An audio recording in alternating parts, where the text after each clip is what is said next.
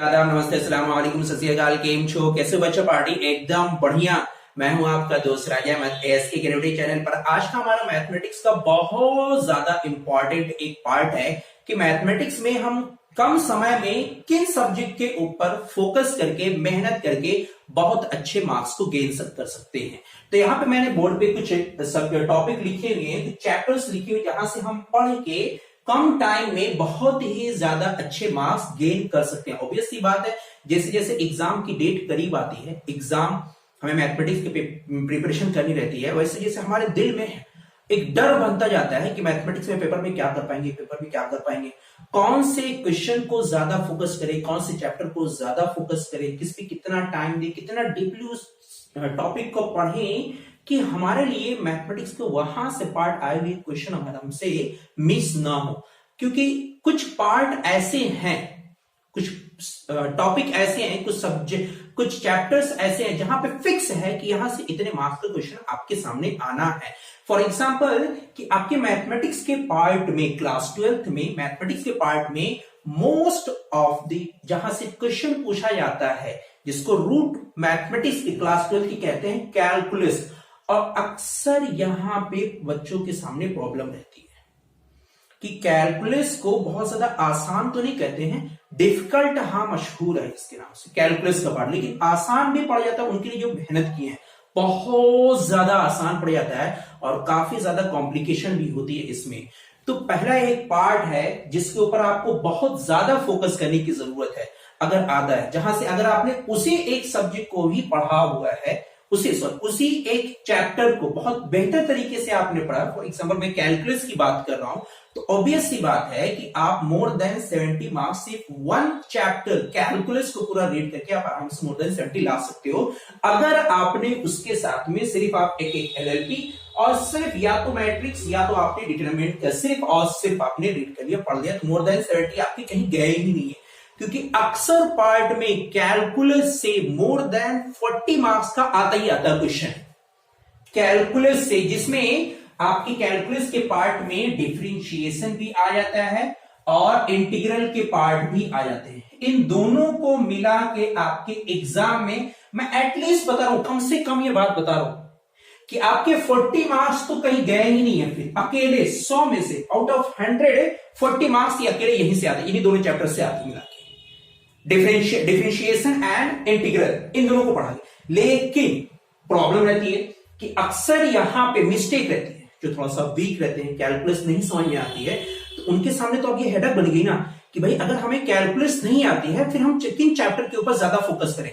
तो उनके लिए भी डरने की बात नहीं है, उनको भी बता रहा हूं कि आप कम टाइम में पढ़ के बिना मोर देन 65 75 आप नंबर ला सकते हो। लेकिन मैं आपसे ये भी कह रहा हूं बेटा कि आप मेरी ये बात याद ये रखें कि अगर उस चैप्टर से क्वेश्चन आया तो वो फिर मिस मत हो, वो रॉन्ग मत करना। जैसे फॉर एग्जांपल मैं एक एलएलपी की बात कर रहा हूं, यहां से LLP, limits of linear programming, एक नया चैप्टर अभी कुछ सालों पहले ऐड किया गया, लिमिट्स ऑफ लीनियर प्रोग्रामिंग, जिसमें आपको मैक्सिमाइजेशन और मिनिमाइजेशन की वैल्यू निकालने के लिए कहा जाता है।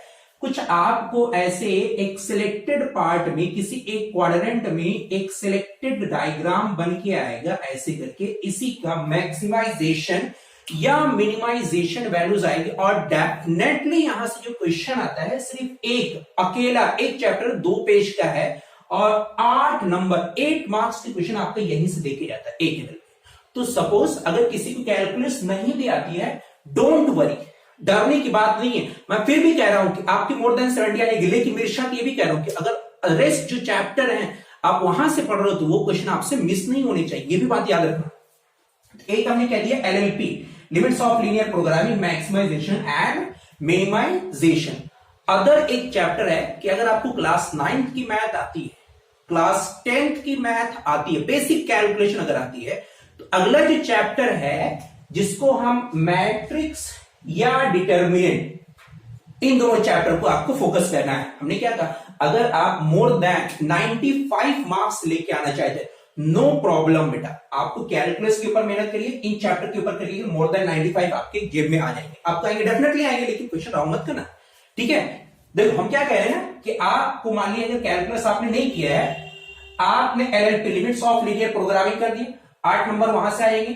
8 नंबर कभी कभी ऐसा होता है कि 5 मार्क्स 3 मार्क्स प्लस 3 मार्क्स यानी मोर देन 10 मार्क्स का भी यहां से क्वेश्चन पूछ लिया जाता है। अगर उसने 8 मार्क्स के अलावा उसके पहले के सेक्शन में 2 नंबर के या 3 नंबर के और ऐड किए, कभी कभी ऐसे पेपर में ये भी आ जाता है। तो सपोज करिए गुड लक, अगर आपका यहां से आ गया तो 11 नंबर फिर हो गए, लेकिन 8 नंबर के तो मार्क्स आपका फिक्स है, यहां से आना ही आना है। देन नेक्स्ट पार्ट पे ऊपर हम आते हैं कि मैट्रिक्स और डिटर्मिनेंट। यहां से आपकी देखो, एक तो सॉल्यूशन के ऊपर सवाल आता है जिसमें कहा जाएगा solve the simultaneous linear equation, जिसमें 3 इक्वेशन होती हैं।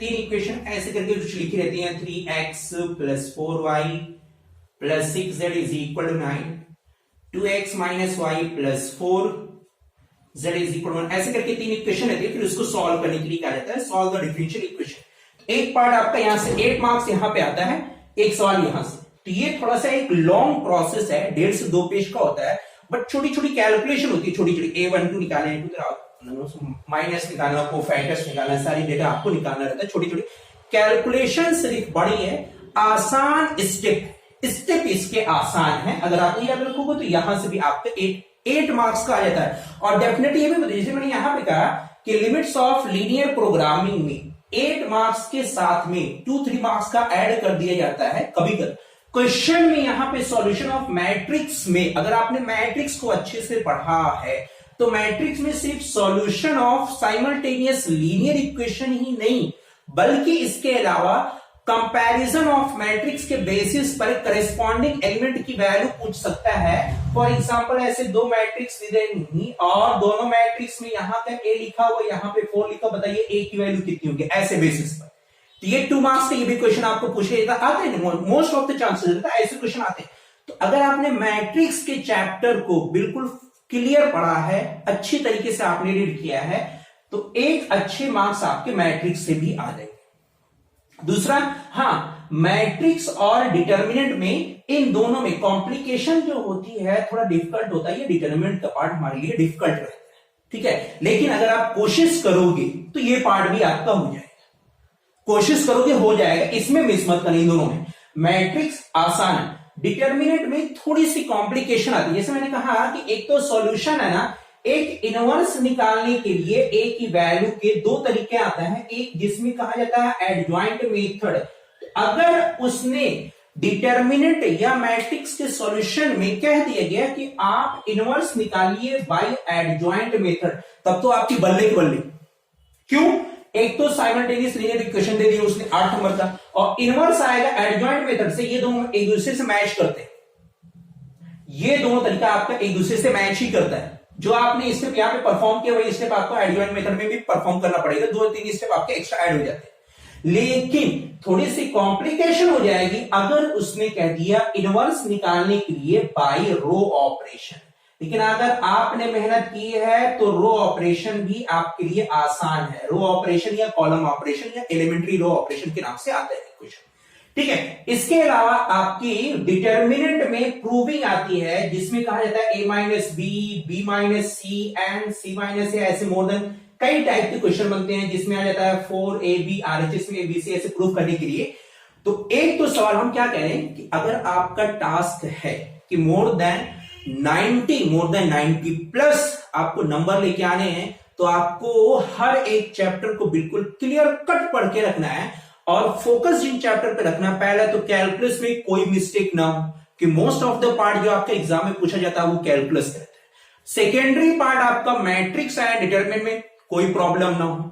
थर्ड पार्ट जहां से इंपॉर्टेंट आता है मैट्रिक्स और डिटरमिनेंट के बाद, जिसको तीसरा इंपॉर्टेंट पार्ट हम कह दें, तो वो 3 dimensional equation of the line, equation of the plane, 2 term यहां पे है, लेकिन उसके अंदर कई सारी कैटेगरी आ जाती है, ठीक है। तो एक 3 डायमेंशन है जिसमें इक्वेशन ऑफ लाइन निकालना, इक्वेशन ऑफ प्लेन निकालना। अब इसकी कई सारी कंडीशन होती है, पैरेलल है, परपेंडिकुलर है, DRS है, इमेज है, और इमेज के अलावा मिडिल पॉइंट है, कई सारे टर्म आपको निकालने के लिए कहा जाता है। तो एक पार्ट आपका ये भी है।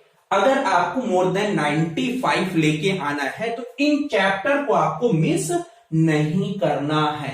हाँ, कैलकुलस में किन चैप्टर को हमको ज्यादा फोकस करना है, कैलकुलस में हमें किन चैप्टर पे ज्यादा फोकस करना है, किसमें ज्यादा मेहनत करनी है, तो कैलकुलस का पहला जो डिफरेंशिएशन है, जैसे पैरामेट्रिक फंक्शन और composite function, function to the function just like x to the power sine x, ऐसे लिखा रहता है, मैक्सिमा एंड मिनिमा। एक क्वेश्चन आपका आएगा जरूर, either based on the maximum minima or based on strictly increasing and strictly decreasing, इन दोनों के ऊपर बेसिस क्वेश्चन पूछा ही जाता है। एक मैक्सिमा मिनिमा ये पार्ट आपका, एंड सेकेंड इन इंक्रीजिंग और डिक्रीजिंग, या तो मैक्सिमम मिनिमा आ गया या तो इंक्रीजिंग डिक्रीजिंग आ गया यहां से पार्ट से। उसके बाद कैलकुलस का अगला जो पार्ट है बेटा आपका इंटीग्रल। इंटीग्रल में दो पार्ट आपके आ जाते हैं, जिसमें एक डेफिनेट इंटीग्रल आता है, डेफिनेट इंटीग्रल और इनडेफिनेट इंटीग्रल। तो इनडेफिनेट इंटीग्रल में हमारा जो सबसे इंपॉर्टेंट पार्ट होता है, जैसे पार्शियल फ्रैक्शन, जो आपने आप लोगों ने अगर क्वेश्चन को सॉल्व किया होगा पार्शियल फ्रैक्शन के ऊपर क्वेश्चन आपका आता है, या बाई पार्ट जिसको हम आइलेट के नाम से जानते हैं, या उसके अलावा सब्सटीट्यूशन, जब मोर देन टू फंक्शन आता है। सब्सटीट्यूशन में सबसे ज्यादा इंपॉर्टेंट पार्ट है, जहां पे अक्सर आप लोगों की मिस्टेक हो जाती है और 95% बच्चे इसमें मिस्टेक कर ही देते हैं। बेस्ड सब्स्टिट्यूशन पर होता है, लेकिन फोर्सफुली आपको सब्स्टिट्यूशन करना होता है मोस्टली। जैसे एक सवाल हमने कुछ लिखा ऐसे करके लिखा हुआ है कि x sine inverse x upon square root of 1 minus x square integration, ठीक है। ये बेटा आपका सब्स्टिट्यूशन के ऊपर बेस्ड। यहां पे अगर हम साइन इनवर्स को x माने के नीचे का टर्म हमारा आ जाएगा, लेकिन जब हम सब्स्टिट्यूशन करते हैं ना तो पूरा कंप्लीट हमारा x के टर्म पे हटाना है, x के टर्म को हटा के बराबर करना है, तो लेकिन यहाँ पे ये x बच जाएगा। अब इसको हटाने के लिए हम लोग फोर्स करते हैं, यानी साइन x की वैल्यू निकालते हैं। तो ऐसे क्वेश्चन ट्राई करना सब्स्टिट्यूशन के ऊपर बेस्ड, ठीक है। तो पहला पार्ट है कि अगर हमें इनडेफिनेट इंटीग्रल में करना है, तो इनडेफिनेट इंटीग्रल में आपका पार्शियल फ्रैक्शन है, सब्स्टिट्यूशन और by parts, and by parts के अलावा और कौन सा है, सब्स्टिट्यूशन बाई पार्ट। बस ये आपके मोस्ट इंपॉर्टेंट पार्ट है जहां से क्वेश्चन पूछा जाता है। सेकेंडरी आपका डेफिनेट इंटीग्रल आता है, और no doubt and no doubt एक सवाल आपका लॉन्ग में क्लोज्ड एरिया बाउंड्री के ऊपर रहेगा, आइदर 5 मार्क्स और 6 मार्क्स और 7 मार्क्स रहेगा, लेकिन क्वेश्चन एक एरिया के ऊपर एक सवाल यहां से रहेगा, डेफिनेटली रहेगा ही रहेगा, एक क्वेश्चन रहेगा, ठीक है। हाँ, किसके बेसिस पर हो सकता है, अगर लाइंस का दिया गया very easy, line side curve का दिया गया जस्ट अ कॉम्प्लिकेशन, बट अगर उसने मॉड का दे दिया तो मोस्ट ऑफ द कॉम्प्लिकेशन हो जाती है। तो एक आपका एरिया क्या रहेगा, area between the curves, area between the lines और कर्व्स, ऐसे। एंड सेकेंडरी टर्म्स बेटा आपने क्वेश्चन अगर सॉल्व किया होगा तो एक डेफिनेट इंटीग्रल में 0 से π/2 की लिमिट होती है, या 0 से पाई की लिमिट में जो ढेर सारे क्वेश्चन बनते हैं, log x, log sin x, 1 plus tan x, 1 plus cot x, या x sin x upon 1 plus cos x के बेसिस पर ढेर सारे सवाल बेटा आपका मोस्टली जो आपको प्रिफर्ड करना है, जहां पे आपको क्वेश्चन करना है बेटा, वो भी याद रखना कि आप 0 से π/2 की लिमिट होगी या 0 से पाई की लिमिट होगी, ऐसे क्वेश्चन को मिस मत करना। ये मोस्टली यहीं से क्वेश्चन आते हैं, 0 से पाई या 0 से π/2। एरिया के बाद अगला इसी कैलकुलस का पार्ट, जिसको हम डिफरेंशियल इक्वेशन कहते हैं, यहां पे मैंने लिखा नहीं हुआ है डिफरेंशियल इक्वेशन। एक सवाल लॉन्ग का वहां से भी रख, मैंने इसलिए कह रहा हूं ना कि कैलकुलस में क्या बोलूं, पहले टॉपिक बताइए कि कैलकुलस से मोर देन 40, एटलीस्ट 40 तो आना ही आना, 40 तो आपको कहीं भी नहीं है, 40 है, उससे ज्यादा कितना हो जाए नहीं मालूम, 40 हो जाए, 45 हो जाए, 46 या 50 हो जाए, 55 हो जाए, 60 के करीब आ जाए, आ भी सकते हैं। 55 तो कई बार आ जाता है, 55 अकेले पूरी कैलकुलस से। तो डिफरेंशियल इक्वेशन से सॉल्व द डिफरेंशियल इक्वेशन के नाम से आता है, जिसमें ऑर्डर एंड डिग्री निकालने के लिए एंड सॉल्यूशन निकालने के लिए डिफरेंशियल इक्वेशन का, ठीक है। तो ये वो पार्ट है। ऑल ओवर एक कंक्लूजन मैं आपको बता रहा हूं कि अगर आप कम टाइम में अच्छे मार्क्स अगर आप गेन करना चाहते हो, मोर देन 90, तो आपको मैट्रिक्स, डिटर्मिनेंट, इन चैप्टर को मिस नहीं करना है, and calculus either based of the differential equation और इंटीग्रल, ठीक। एंड डिफरेंशियल इक्वेशन में अगर हमें कहना है composite, parametric, maximum minima, increasing decreasing, and इसके अलावा अदर पार्ट और कोई है, function to the power function, ऐसे क्वेश्चन आपके। एंड सेकेंड थिंग, अगर आपका इंटीग्रल में आना है तो पार्शियल फ्रैक्शन है, सब्स्टिट्यूशन है, आइलेट है जिसको हम बाई पार्ट कहते हैं, या इन डेफिनेट इंटीग्रल में अगर हम आएंगे तो 0 से पाई बाई 2 की लिमिट का, 0 के ऊपर 0 टू पाई के लिमिट के ऊपर जो बेस्ड क्वेश्चन होते हैं, या इसके अलावा एरिया बिटवीन द कर्व्स, ये question based. Last one is आपको डिफरेंशियल इक्वेशन, जिसमें ऑर्डर और डिग्री 1 मार्क्स का पूछा जाता है। 99% क्वेश्चन रहता है कि ऑर्डर एंड डिग्री का एक क्वेश्चन रहता है। And last differential, solve the differential equation. Then आपको फर्दर इसके बाद, इन तीनों के बाद सबसे ज्यादा आपका कैलकुलस से, फिर मोस्ट ऑफ द पार्ट आपका आता है मैट्रिक्स से, रेस्ट पार्ट आपको जो सबसे ज्यादा आता है वो 3 डायमेंशन से। इन तीनों चैप्टर से आने के बाद जो और इंपॉर्टेंट छोटे छोटे चैप्टर्स हैं, जैसे इनवर्स ट्रिग्नोमेट्री, एक वहां से उसके बाद क्वेश्चन आते हैं, या उसके अलावा सेट्स एंड रिलेशन, उसके बाद वहां से क्वेश्चन आते हैं। एंड एक अकेला इकलौता एक छोटा सा चैप्टर है लिमिट्स ऑफ लीनियर प्रोग्रामिंग, एक 8 नंबर का यहां से आता है। ये तो मैंने वो फॉर्मेट बताया कि अगर आप मोर देन 90 प्लस लेके आ दो तो इन 4 चैप्टर को आपको मिस नहीं करना है। और हाँ लेकिन इसके अलावा मेरा ये मतलब नहीं है कि आप किताब को ही पढ़ना छोड़ दो, नहीं, उसके अलावा सारे टॉपिक को आपको पढ़ना है। हाँ, अगर आप चाहे तो डर लग रही है, ठीक है, तो डरने की उसमें भी बात नहीं है। डर एक जेन्युइन चीज है, डर सभी को लगता है, डर के आगे क्या होती है, जीत होती है, ठीक है।